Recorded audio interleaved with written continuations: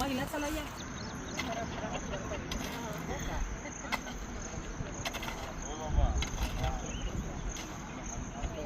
असं झाड लागायला पाहिजे सगळे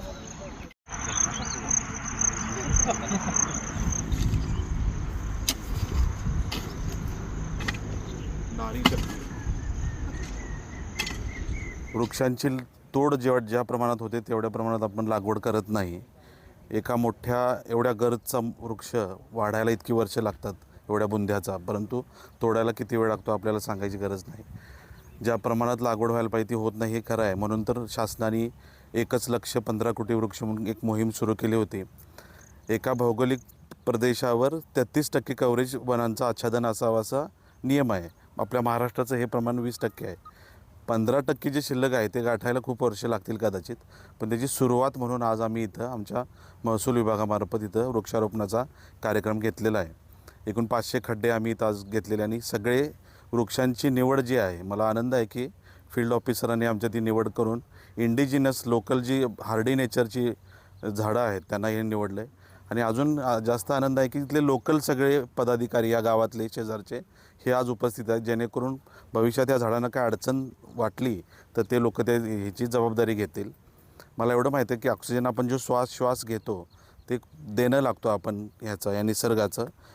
सहचर्य आणि देण्याची भावना ही निसर्गानं आपल्याला शिकवलेलं आहे. आणि झाडांमध्ये सुद्धा जीव असतो. सोलोमन आयलंड म्हणून एक जागा आहे, तिथले आदिवासी झाडांना एक झाड त्यांना नको असेल तर त्यांना शिव्या देतात, दूषणं देतात, वाईट बोलतात. त्यामुळे ते काही दिवसांनी झाड आपोआप मरतं. म्हणजे झाडांमध्ये सुद्धा जीव आहे. तर त्या दृष्टीनं त्यांच्याकडे आपण बघायला पाहिजे.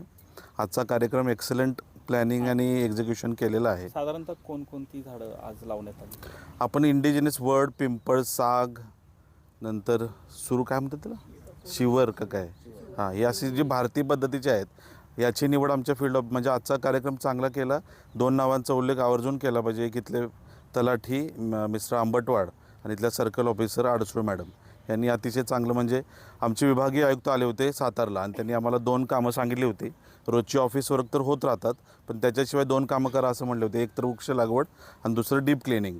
वृक्ष लागवडांची आपल्याला काय प्लॅनिंग करता येईल म्हणून आम्ही सर्कल ऑफिसर सगळ्या माझ्या सब डिव्हिजनमधली मीटिंग घेऊन आवाहन केलं होतं. पण त्या आव्हानाला प्रतिसाद फक्त या ओझरडे सर्कलने दिला आणि त्यांनी प्लॅनिंग करून लगेच त्याचं एक्झिक्युशन केलं. मी अशी अपेक्षा व्यक्त करतो की त्यांचं बघून दुसऱ्यांनी सुद्धा जागा होऊन असे प्लॅनिंग करावं.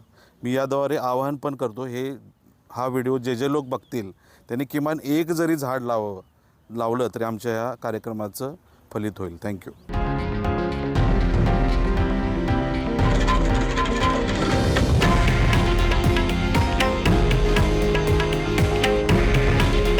हे आहे देशातील नंबर 1 न्यूज नेटवर्क आणि आपण पाहत आहात TV9 मराठी. काळजी तुमची, हित महाराष्ट्राचं.